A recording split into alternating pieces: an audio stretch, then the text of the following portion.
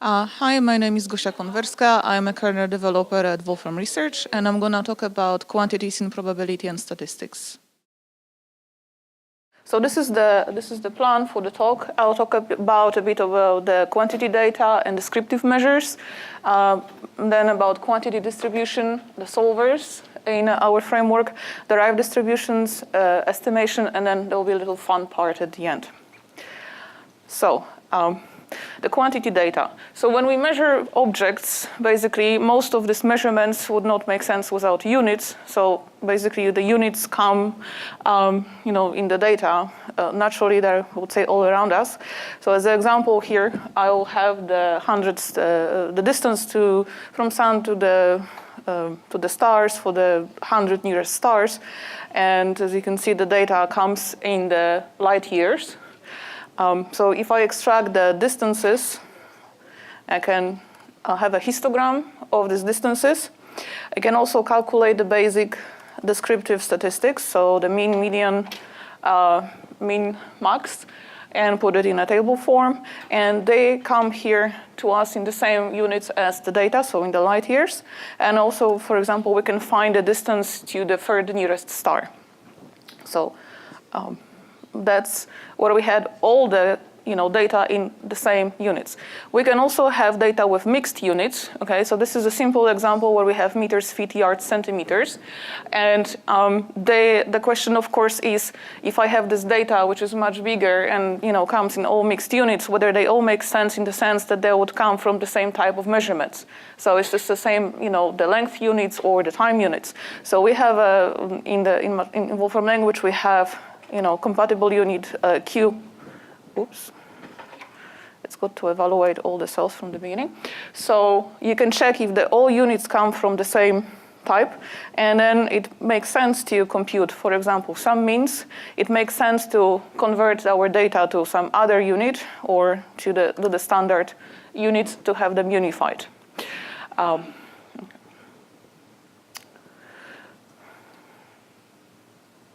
Okay, we work through this. So, quantity array. Quantity array is an object when we would like to store, bigger amount, more data with units, so more quantities than just this 4 or 5.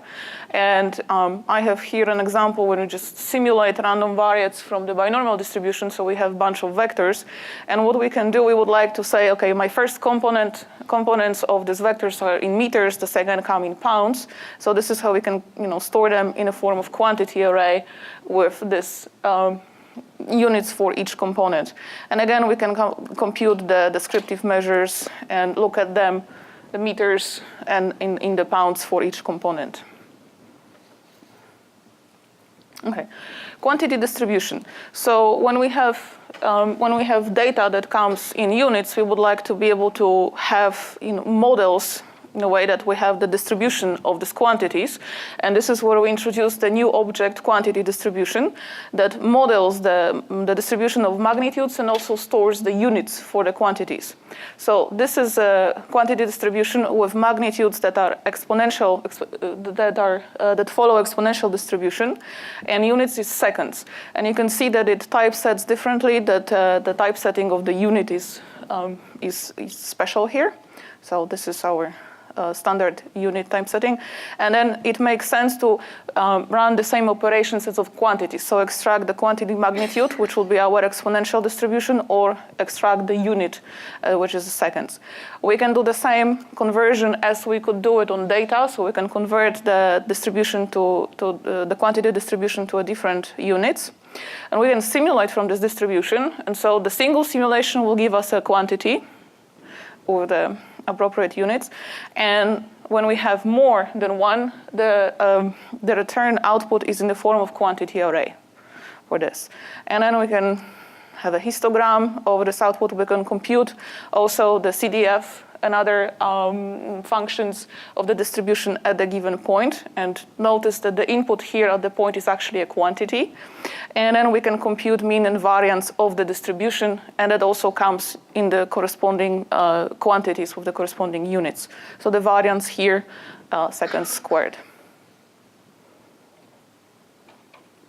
Okay, this is an example for a multivariate Okay, so when we had the situation with the quantities, when we want to have, say, kilograms and meters for one component and the other component, so different units for different components, we can also introduce this as a quantity distribution. And also what I would like to show here is that if the quantities as parameters make sense, as inputs to distribution, we can input quantities directly into the distribution. So this is binormal distribution when the first vector is a vector of means and the second is a vector of standard deviations. So we would have you see that the first component of this random variable here would be the meters, the second would be the kilograms, and the last input is the correlation coefficient, which is dimensionless, so there is no unit associated with this. And then if this assignment, this input of quantities as parameters for the distribution makes sense, then upon evaluation, it's gonna give us a quantity distribution input in that way. So then you basically know that that was it's a correct assignment of quantities. We can compute the mean, variance, of the properties for the distribution the same way, moments and cumulants, and again, it's gonna calculate the proper unit for each property. Simulate, so the single observation is just a vector, and then multiple observations, we're gonna have the quantity array. We can plot the density histogram, 3D in this case because two-dimensional data. And also we can extract the distribution of the height, which is in this case, we're gonna extract the marginal distribution for the first component, and that's gonna give us the corresponding quantity distribution with the corresponding units.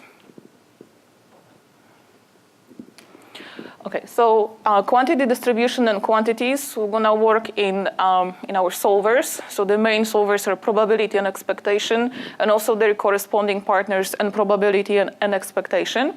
And so I'm gonna again use this height-weight distribution here. And so showed before that we can use the marginal. So I have the weight distribution, which is univariate. You can find the expectation of the weight in pounds. So what is here, it's the unit convert as an expression for the expectation, and then use the distribution of the weight. But also what we can do instead of converting, we can specify target units in expectation, and we can ask for the expectation of this distribution in the target units, and it's gonna automatically convert behind the scenes to give us the answer in the target units. Another example is to find the expected absolute deviation from the mean for the height.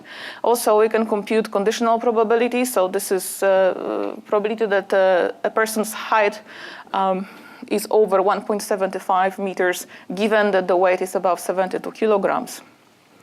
So another example, let's say that we have some constant, which in this case, it's the rates production of apples in Poland.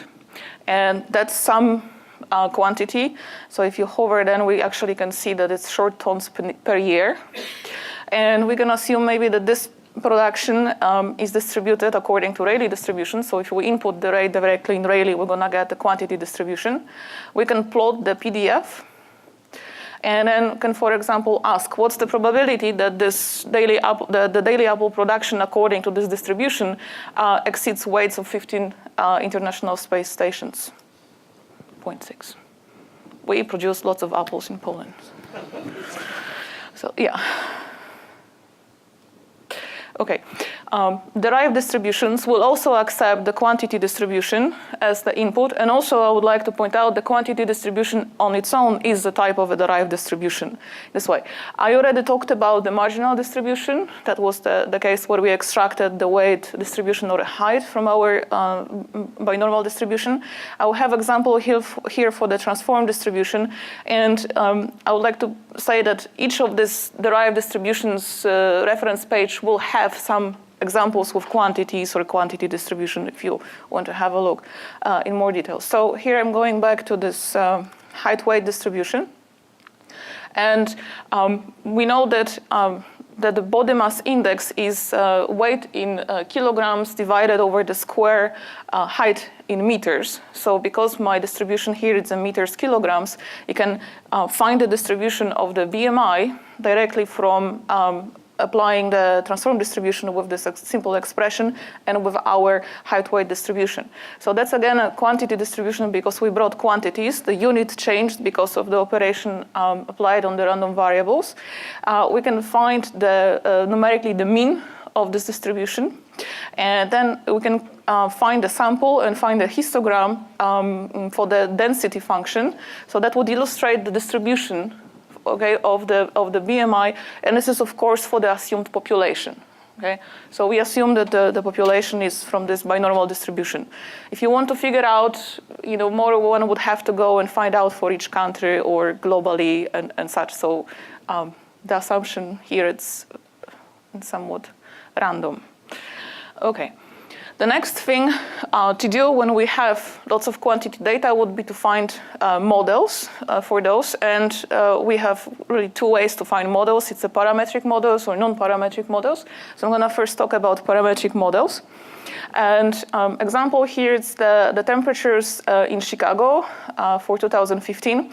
And what I have here is a kind of commented out code how to obtain the time series that I am using, here as an assignment.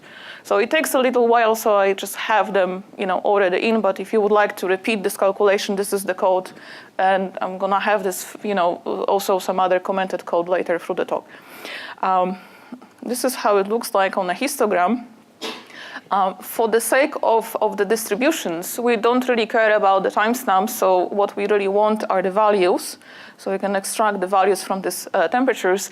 And this is given as a quantity array. So the connection here is in the sense that if we have long enough, big enough time series with quantities, then internally it's going to also use quantity array to store that for, if the units are, for example, the same.